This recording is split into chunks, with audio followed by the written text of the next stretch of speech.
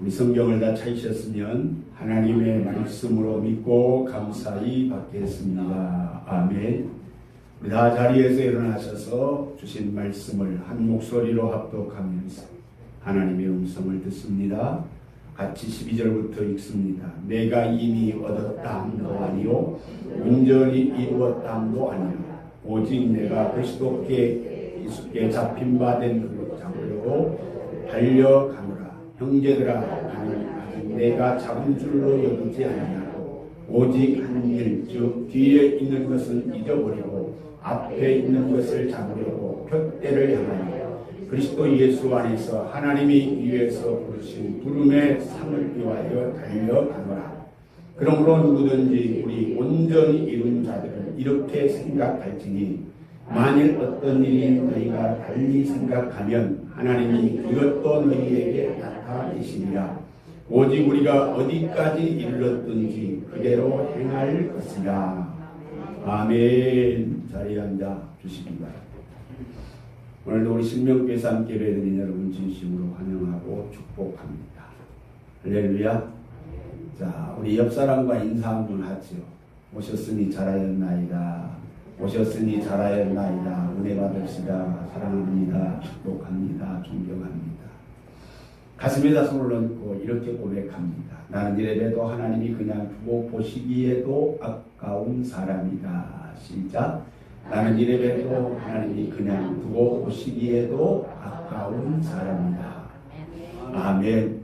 제가 늘 주일마다 말씀을 드리지만 말 곱게 해서 더 깊게 해서 밥 맞는 법은 없는 거예요.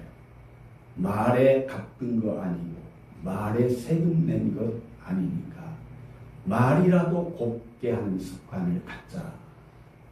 남에게도 곱게 해야 되지만 자기에게도 곱게 해야 되는 거예요. 옛날에 이런 얘기가 있어요. 만득이라고 하는 백정이 정육점을 하는 거예요.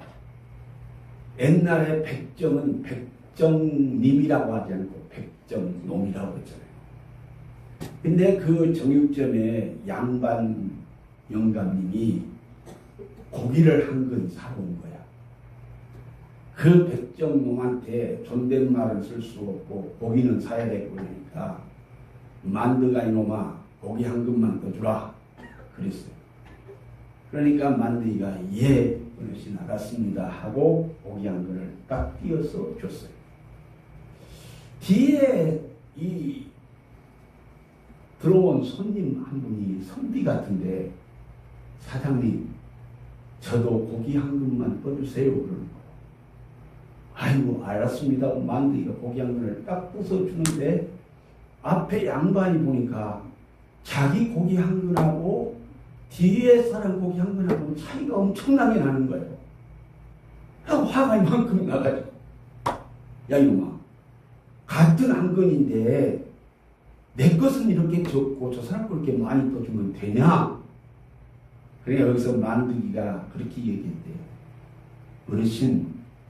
어르신 고기는 백정놈 만드기가 뜬 고기고 이 선비님 고기는 사장님이 뜬 고기입니다. 그랬다.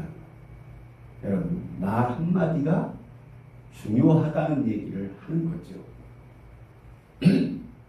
우리가 세상을 살면서 하루 자고 나면 하루 자고 나면 하루 그래서 일주일이 가고 그래서 한 달이 가고 그래서 1년이 가고 그래서 일생이 가는 거 아니에요? 자, 날도 똑같은 날이고 나도 똑같은 날인데 왜 하나님이 이렇게 하루의 생을 24시간으로 텀을 만들어가지고 하루 지나면 또 하루 가고 하루 지나면 또 하루 가고 그래가지고 엿새 1회를 살고 나면 또 월요일이 되고 또 한 달이 되고 이렇게 텀을 만들어 놓으셨을까? 여러분 이런 생각 안 해보셨어요? 사람이라고 하는 것은 온전한 사람이 없어요. 흠없는 사람이 없어요. 실수가 없는 사람이 없어요. 허물이 없는 사람이 없어. 그러다 보니까 하루를 살고 나도 후회가 남고, 하루를 살고 나도 잘못이 남고, 하루를 살고 나도 실수가 남는단 말이야. 근데 그 하루가 10년이고 100년이고 계속 가보면 그 실수와 그 후회와 그 허물이 그 하루 동안에 일생 동안 계속 짐이 되고 머물러지고 속상하고 낙심이 되고 좌절되고 그럴 거 아니에요. 그런데 하나님은 하루 지나고 나면 또 하루가 떠오르게 하고, 한 주간이 지나고 나면 또 한 주간이 오게 하고, 또 한 달이 지나고 나면 또 다른 달이 오게 하는 것은, 이건 오늘 바울 사도가 말하고 있는 것처럼 지난 날의 일은 있고, 어제의 일은 있고, 지난달의 일은 있고, 새롭게 출발해서 같은 날인 것 같고 같은 달인 것 같지만 새로운 마음으로 새로운 삶을 살라고 하나님이 그렇게 해 주신 것 같아요. 자, 오늘 우리 집사님 기도하신 대로 벌써 2022년이라고 하는 12달의 한 해가 우리에게 주어졌는데요. 왔다 갔다 이것저것 우물쭈물 하다 보니까 사람들마다 그래요. 어머, 벌써 6월 말이 됐네. 이제 12달 가운데서 6달을 다 산 거예요. 그러면 인생 마라톤을 했을 때 중간 지점에서 턴해가지고 돌아오는 길, 턴을 해서 다시 돌아오는 그 시점에 우리가 놓여 있다고 하는 사실. 여러분, 우리 교회 올라오시면 달라진 게 있었죠? 지난 주간에 계단 공사를 했어요. 월요일부터 어제 밤중까지 했는데도 다 못 끝냈어요.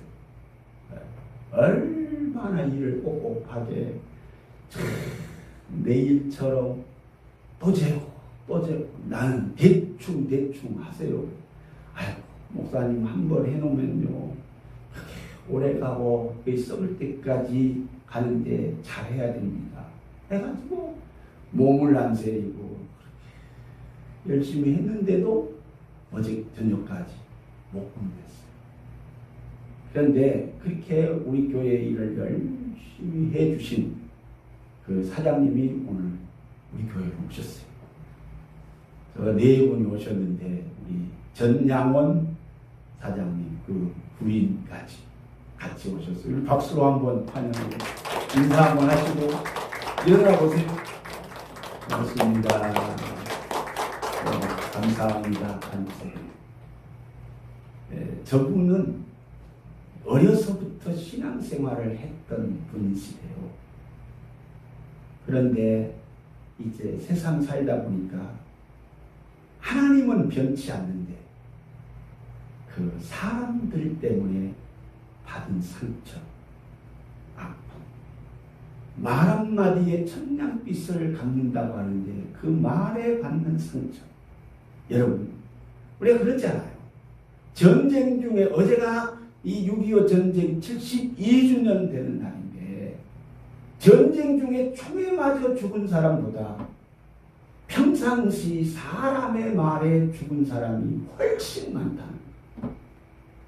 그러므로 말 한마디가 그렇게 중요하고 말 한마디에 죽을 사람이 살고 살 사람이 죽어요. 말 한마디에 평생 동안 사랑하면서 행복하게 살 수 있는 사람도 말 한마디 잘못해가지고 평생을 님이 아니라 남으로 살아가며 원수, 악수되는 사람도 없잖아, 있잖아. 저 사장님도 이 얘기 들어보니까 인생 파란만장한 세월을 살았는데 그런 가운데서 사람에게 받는 상처가 너무너무 많이 있으신 것 같아요. 그래서 우리 교회 일을 참 우리 주장로님을 통해서 많이 하셨어요. 근데 말씀하시는 게 그래도 교회 일을 할 때 마음이 기쁨이 있고 감사가 있고, 비록 자기가 교회 몸담고 있지는 않지만 하나님의 성전을 꾸미는 일에는 참 기쁨이 있다는 거예요. 그래서 저하고 어제 약속을 했어요. 우리 교회 한번 오시라. 자기 교회가 바로 집 앞에 있으시대. 그 교회를 가시면 우리 교회 오시지 말고 그 교회 안 가시면 우리 교회 오시라. 또 우리 그 부인 댁도 당신만 와. 나는 교회 안 다니는 사람이니까 그러신데, 그래도 같이 오시라고 대화를 했더니 오늘 어려운 걸음을 같이 하셨어요. 일해 주시느라고 너무너무 감사해요. 어제 그제는 이제 혼자 하기가 힘드시니까 또 이게 그 다른 사람을 쓰는 일은 어렵고, 그래서 그 부인을 데리고 오셔서 이틀 동안 일을 하셨어요. 참 그냥 해주는 일은 아니지만 너무너무 감동이 되고 너무너무 고생 많이 했어요. 우리 사람은 노심초사, 전 사장님 저렇게 일하다가 쓰러지면 어쩔까 하면서 집에서 걱정을 하는 거야.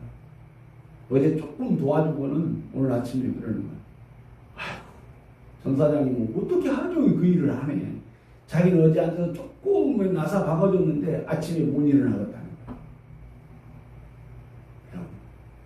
우리가 하나님 앞에서 말 한마디에 정말 또 갚는다는 얘기를 우리 마음속에 실감하면서 내 말 한마디로 인하여서 실족하거나, 내 말 한마디로 인하여서 마음 상하거나, 내 말 한마디로 인하여서 내가 자존감이 박살나는 일이 없도록 우리는 말을 곱게 하고, 말을 덕 있게 하고, 말을 모든 사람에게 은혜롭게 하는 우리가 버릇을 가지면 그게 무엇이 된다? 습관이 된다. 습관은 무엇이 된다? 인격이 된다. 인격은 무엇이 된다? 운명이 된다. 운명. 우리 교인들은 입을 다 틀어막아가지고 맨날 여기에 또 마스크까지 써버리니까 할 말이 없는 거예요. 어제 우리 친구 목사한테 전화가 왔어요.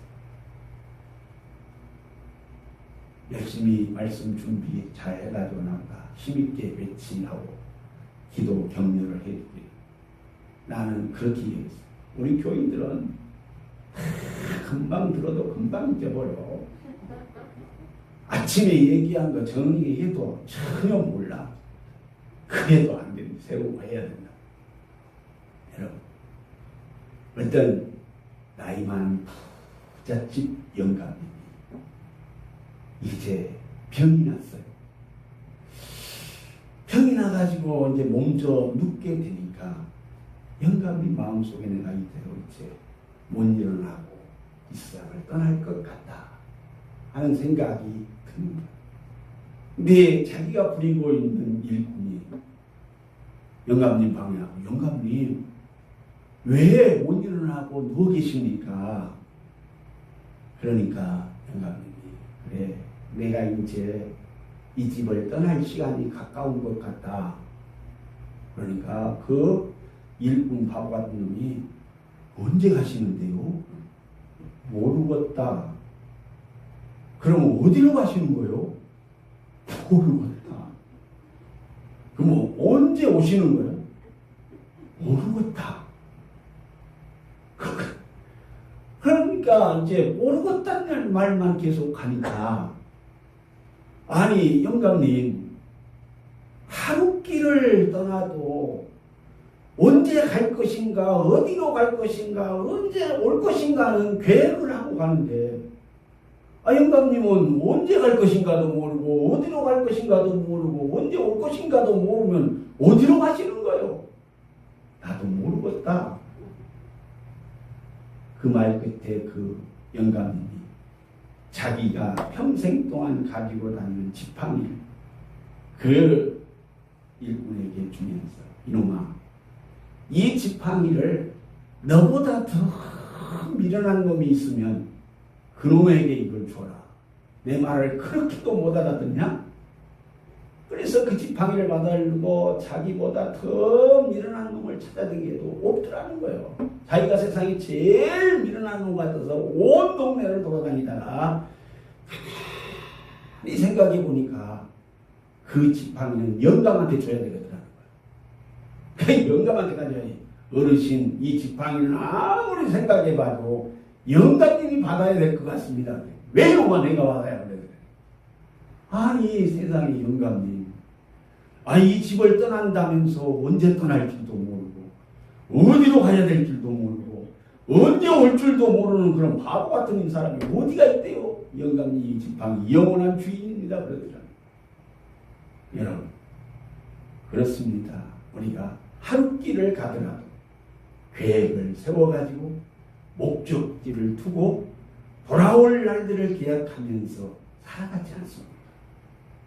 그런데 우리가 지금 2022년이라고 하는 한 해를 절반이라고 하는 세월을 살았어요. 이제 반환점을 내일 모레면 돌아야 되는데 사람이 내가 6개월을 살아보니까 인생사 인력으로 되던가요? 열심히 일한다고 돈이 일한 대로 벌리던가요? 내가 바르게 산다고 바른 길을 갔는데 뒤돌아보니까 삐뚤빼뚤하고 살 수밖에 없다는 거예요. 여러분, 가령 내가 금년 1년 12달에 수고를 해서 돈 10,000원을 벌어야 되겠다고 생각을 했는데 6개월을 살고 와면서 내 호주머니에 보니까 5,000원은 있어야 되잖아. 그래야 10,000원을 버는 건데 5,000원이 없고 2,000원만 있는 거야. 그러면 금년에 내 인생의 목표가 도달하지 못하는 것이란 말이에요. 말로 하자면 인생의 삶이 그렇게 내가 원하는 대로 내 뜻대로 내 계획대로 되어지지 않는다고 하는 사실입니다. 사람이 살아가는데 순풍에 돛단 것처럼 어려움이 없을 수는 없습니다. 그러면 우리가 지나온 세월을 보시면 인생이 가장 고난과 역경과 시련과 밤과 낮의 교체함 속에서 여러분과 제가 이 자리까지 왔는데 살아보니까 고난이라고 하는 게 역경이라고 하는 게 어려움이라고 하는 게 나쁘다고만 생각할 수는 없다는 거예요. 그 어려움을 겪고 그 어려움을 딛고 우리가 살아오는 과정 속에서 그때는 힘이 들었고 그때는 고통스러웠고 그때는 마음이 아팠고 그때는 상처가 되었을런지 모르지만 지나고 보니까 그게 내게 유익이 될 수 있었다고 하는 경험들을 우리는 하게 되는 거죠. 그러므로 우리가 믿음으로 하나님 앞에 살고 있다고 하는 성도들의 삶은 사도 바울이 말하고 있는 것처럼 우리는 믿음으로 감사하고 찬송하고 기도하면서 이 코로나19도 이기고 고난도 이기고 어려움도 이기고 하나님 앞에 하나님 살아계시니까 하나님이 도와주시니까 로마서 8장에 있는 것처럼 하나님을 사랑하는 자 곧 그 뜻대로 부르심을 입은 자들에게는 모든 것이 합력해서 선을 이루게 하시는 줄로 믿습니다. 그러니까 우리는 지금의 어려움이 지금의 고난이 지금의 시련이 오히려 내게 합력해서 유익되게 하시는 전능하신 하나님을 믿는 믿음이 있으면 우리가 불평하지 않고 감사하고 원망하지 않고 찬송하고 낙심하지 않고 기도하면서 살아갈 수 있게 되리라 믿습니다. 어려운 때가 망하는 때가 아니라 반드시 축복의 계기가 될 수 있다는 말입니다.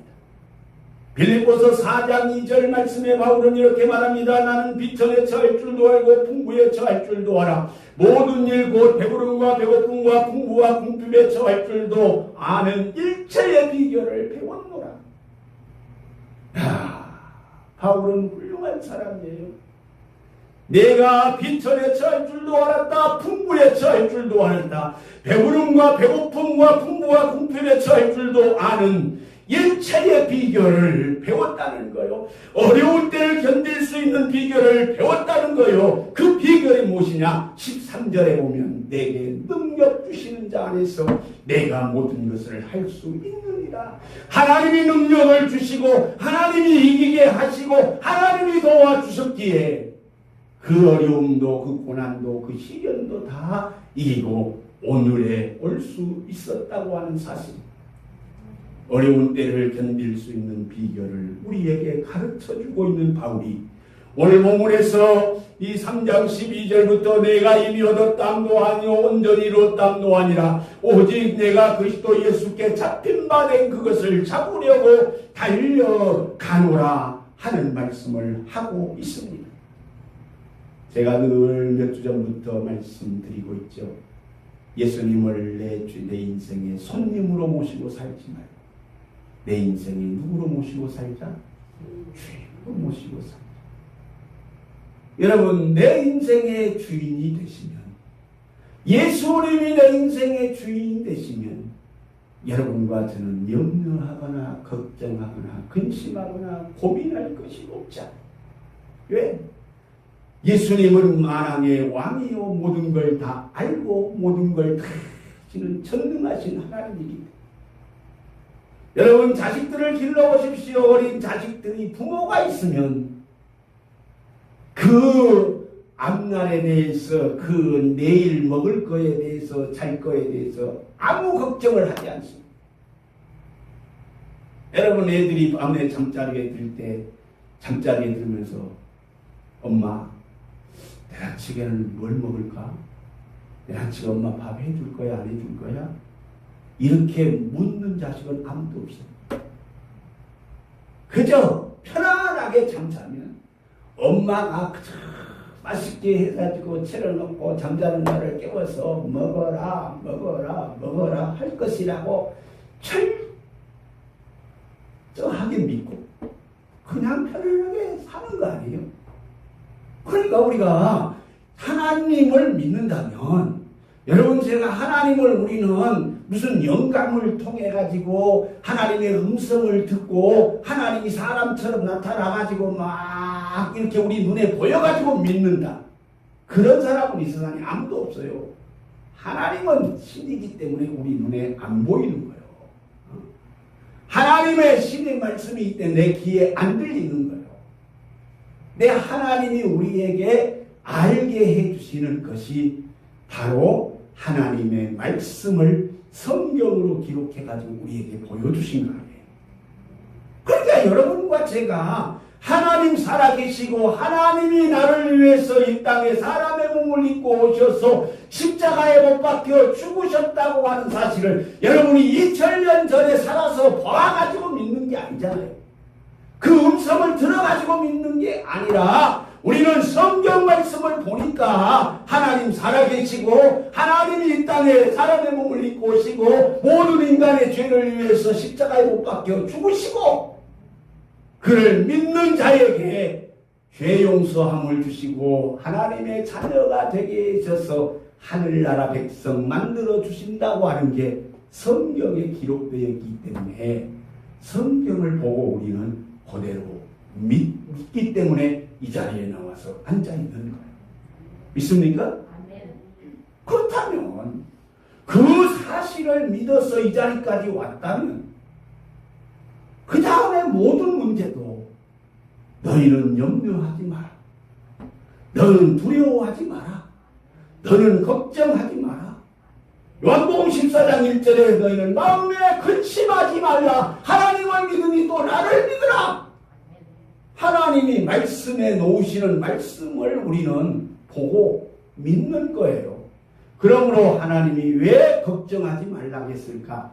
왜 염려하지 말라고 했을까? 왜 두려워하지 말라고 했을까? 하나님은 전능하신 분이기 때문에 우선 내 눈앞에 보이는 일은 답답하고 힘이 들고 고통스러운 일일지 모르지만 전능하신 하나님은 그 일을 통해서도 합력해서 선을 이루게 하시는 줄로 믿습니다. 그러므로 사람이 어려운 일을 갑자기 당할 때는, 갑자기 일을 당할 때 자살한 사람이 없다는 거예요. 큰 일을 갑자기 어려운 일이 내게 닥칠 때 그걸 헤쳐가려고 노력을 하고 애를 쓰지, 아이고 나는 죽어버려야겠다고 딱 같이 자살해버린 사람은 없다는 거예요. 그런데 그 일이 헤쳐가다가 이제 어느 정도 느슨해지면서 해결될 기미가 보이는데 그때 마음을 놔버리면서 자살자가 많이 생긴다는 거예요. 어려운 것이 문제가 아니라 하나님의 뜻대로 사는 방법에 우리가 훈련되지 않는 것이 문제입니다. 여러분, 오늘 우리가 가는 길에 넓은 길과 좁은 길이 있습니다. 여러분, 넓은 길은 좋은 길이고 좁은 길은 나쁜 길입니까? 자가용 타고 가는 길은 좋은 길이고 걸어가는 나쁜 길입니까? 그게 우리 눈에 현실적으로 보이는 판단이잖아요. 그러나 자가용으로 가는 길이라도 산 넘어가면 그 길이 낭떠러지로 떨어지는 길이라면 우선 보기는 좋은 길이지만 그게 내 생명을 재촉하는 길입니다. 그러나 우리가 여름날에 땀 뻘뻘 흘리고 그저 오솔길처럼 가는 길이지만 나중에 가서 보니까 거기에 사랑하는 님이 있고 사랑하는 가족이 있고 사랑하는 아내가 있고 사랑하는 형제가 있는 길이라면 그 길은 축복의 길일 것입니다. 그렇지 않아요? 여러분, 그러므로 지금 내가 살고 있는 내 형편, 지금 내가 겪고 있는 내 문제가 이게 좋다, 나쁘다, 잘 산다, 못 산다, 성공이다, 실패다, 이 얘기할 수 없다는 거죠. 하나님 앞에서 우리는 중요한 것은 오늘 바울이 말하고 있는 것처럼 우리는 하나님 앞에 마태복음 7장 21절에 예수님도 말했습니다. 나더러 주여 주여 하는 자마다 다 천국에 들어갈 것이 아니요 다만 하늘에 계신 내 아버지의 뜻대로 행하는 자가 들어가리라고 말씀을 했습니다. 그러므로 우리는 어떤 어려움 속에서도 우리가 고난을 이기면서 살아갈 수 있는 믿음, 그 믿음 속에서 우리는 하나님 앞에 하나님의 뜻이 어디가 있는가를 구할 줄 아는 훈련이 되어야 된다는 것. 자, 여러분, 사도 바울이 복음을 전하러 다니다가 이제 아가보라고 하는 유명한 예언자 선지자를 만났습니다. 바울이 이 예루살렘으로 들어가려고 하니까 아가보라고 하는 선지자가 하는 말이 절대 가면 안 됩니다. 왜 안 되냐? 이 아가보라고 하는 선지자가 하는 말이 그 띠 하나를 가지고 왔는데 바울의 띠를 가지고 온 거야. 바울의 띠를 가지고 와서 이 띠 임자가 예루살렘에 가면 고난을 겪고 죽임을 당한다고 내게 말씀하십니다. 여러분, 그때 바울이 아가보라고 하는 선지자가 미리 예루살렘에 가면 이런 고난을 겪고 죽임을 당한다고 하는 얘기를 들었을 때, 아, 이건 하나님의 뜻이구나, 안 가야지, 이럴 수 있잖아요. 그런데 바울이 사도행전 21장 13절에 보면 바울이 그 말을 듣고 대답하되 여러분이 어찌하여 그러 내 마음을 상하게 하냐? 나는 주 예수의 이름을 위하여 결박당할 뿐 아니라 예루살렘에서 죽을 것도 각오하였노라. 여러분, 우리가 신앙의 선배들의 순교자들의 모습을 보잖아요. 그들이 그렇게 하면 죽을 것이라고 하는 사실을 알고 죽은 거예요. 그러면 순교가 잘못된 것입니까? 아니잖아요. 우리는 정말로 하나님의 뜻을 위해서 우리는 전진하고 매진하되 하나님 앞에 분명히 알아야 될 것은 오늘 바울은 말하고 있습니다. 인생은 표대를 향하여 가는 방향성이 중요하다는 거예요.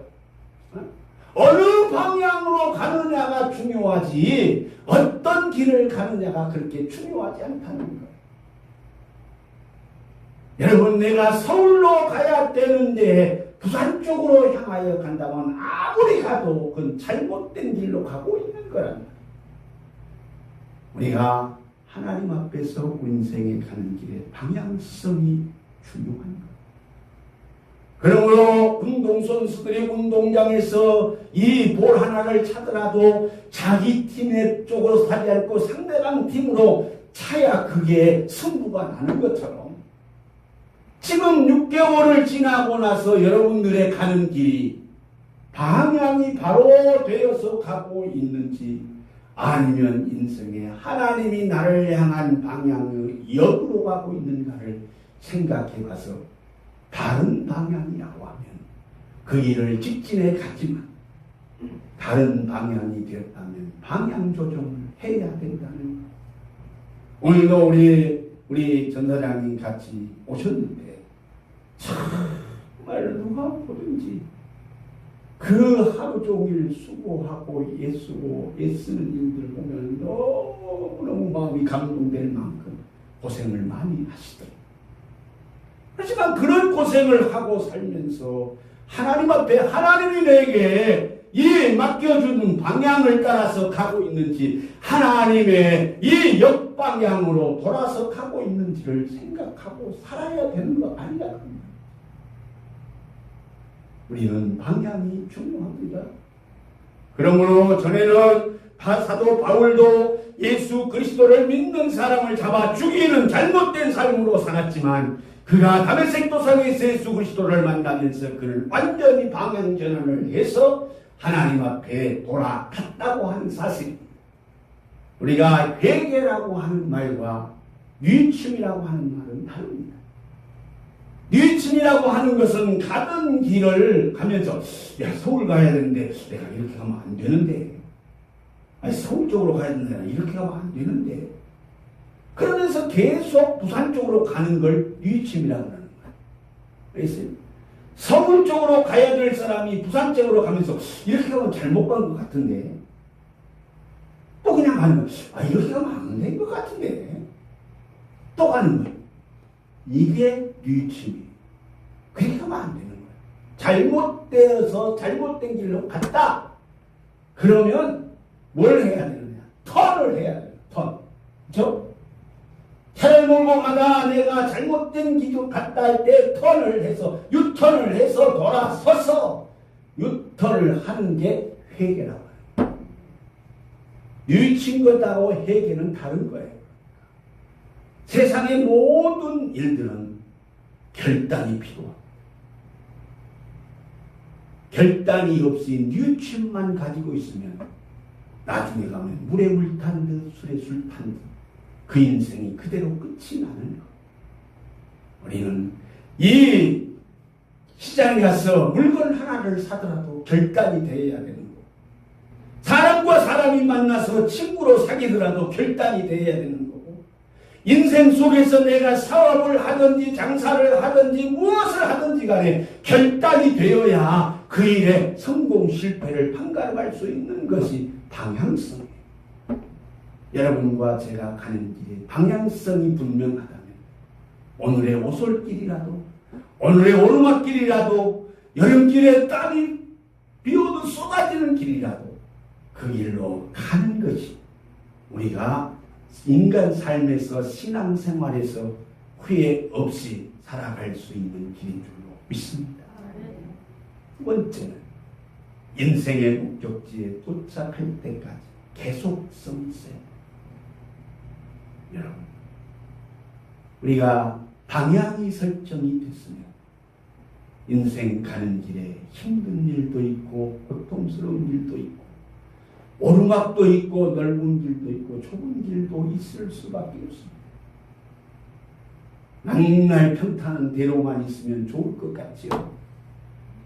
맨날 뻥 뚫린 길만 있으면 좋을 것 같지요. 맨날 맑은 날만 있으면 좋을 것 같지요? 여러분, 인생사 그렇지 않다. 살아본 사람들이, 여러분, 우리가 70년 전에 우리나라의 GNP가 100불 정도밖에 안 됐어요. 168개국 가운데 167번째.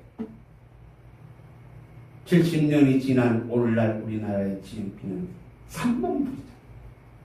300배 이상 이제 우리가 부자나라가 된 거예요. 보세요. 우리 어렸을 때 이 살아왔던 우리 모두 경험들이 있잖아요. 배고픈 시절, 헐벗은 시절. 그 시절에 살아왔던 우리들은 이 코로나19도 겪어도 별로 우리가 넘어지지 않고 이겨갈 수 있어요.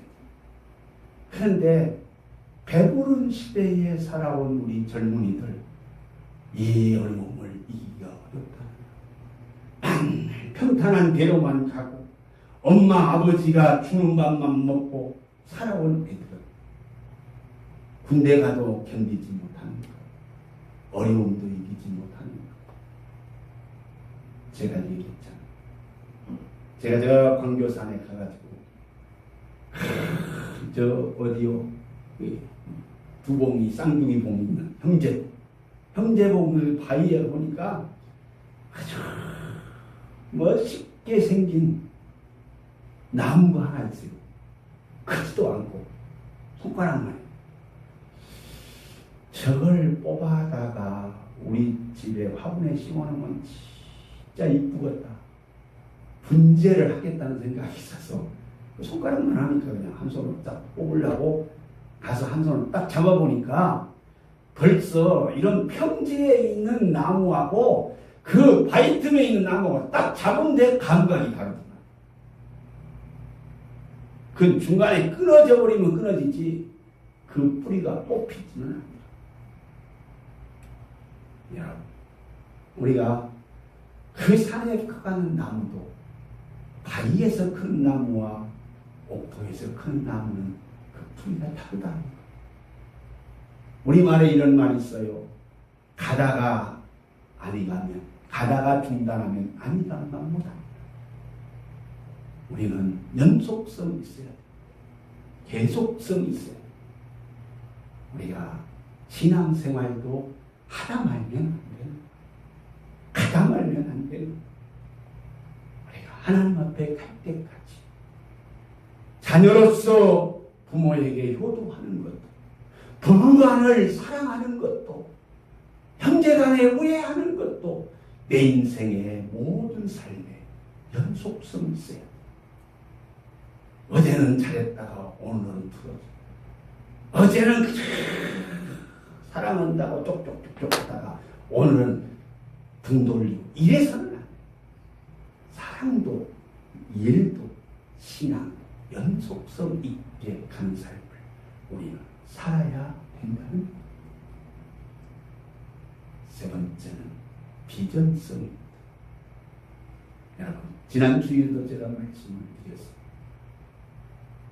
외로운 목사의 목적이 이끄는 삶. 여러분과 제가 하는 일에 비전, 목적이 있어요. 여기에 핸드폰이 있는데 핸드폰도 만들어 놓은 목적이 있고 마이크도 만들어 놓은 목적이 있어요. 그냥 이 자리에 있는 게 아니고 그냥 사람이 들고 다니는 게 아니라 이건 전화하라고 만들어 놓은 거예요. 이건 마이크는 말소리를 확장시키라고 만들어 놓은 거 아니에요. 세상에 만물이 목적 없이 이 세상에 존재하는 건 아무것도 없어요. 그렇다면 75억이 넘는 인구 가운데 나는 훌륭한 사람은 아니라도 중요한 사람이라고 여러분에게 말씀을 드렸어요. 그렇게 많은 사람 가운데서 나와 똑같은 사람이 또 어디가 있어요? 없어. 그렇기 때문에 나는 배우지는 못했지만, 건강하지는 못했지만, 똑똑하지는 못하지만, 잘 살지는 못하지만, 부자는 아니지만, 돈은 없지만, 나는 어느 가정, 어느 사람, 어느 누구에게는 중요한 사람. 그러므로 여러분 자존감을 가져야 됩니다.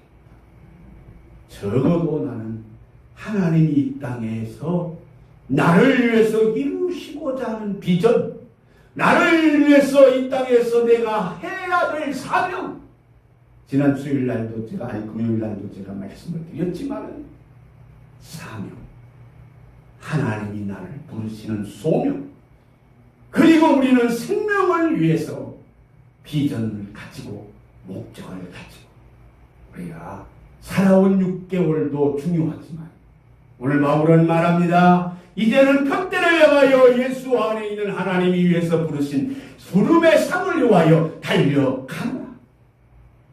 나머지 후반기 2022년 6개월은 여러분과 제가 방향을 바로잡아야 됩니다. 늦게 갈지라도 더디 갈지라도 우리는 중단하지 말고 계속해서 전진해야 됩니다. 그리고 우리는 목적이 이끄는 삶, 하나님이 나를 세워주신 목적이 있어요. 하나님이 나를 불러주신 사명이 있어요. 하나님이 나를 이 땅에 보내시는 뜻이 있어요. 그것이 무엇이든지 간에 남의 눈에는 별 볼 일 없고 남의 눈에는 하찮게 보일지 몰라도 그 어느 사람에게는 감동이 되는 거고 그 어느 사람에게는 기쁨이 되는 거고 그 어느 사람에게는 생명이 되는 거예요. 그러므로 우리 너무 사람 말에 좌우됐지만 너무 사람 눈에 좌우되지 말고 그렇잖아요. 우리가 부자로 못 살면 어때요? 돈 많이 없으면 어때요? 여러분, 우리는 하나님 앞에서 하나님이 나를 이 땅에 보내신 목적이 무엇인가를 따라서 비전을 가지고 꿈을 가지고 야망을 가지고 그 일을 위해서 우리는 살아가는 삶이 되면 하나님 앞에 후회 없는 여러분과 저의 삶이 되리라 믿습니다. 기도하겠습니다. 하나님, 오늘 우리가 2022년 한 해의 반환점을 돌아가는 6월 마지막 주일을 맞이했습니다. 2022년이라고 하는 한 해도 이렇게 절반을 돌아가면서 하나님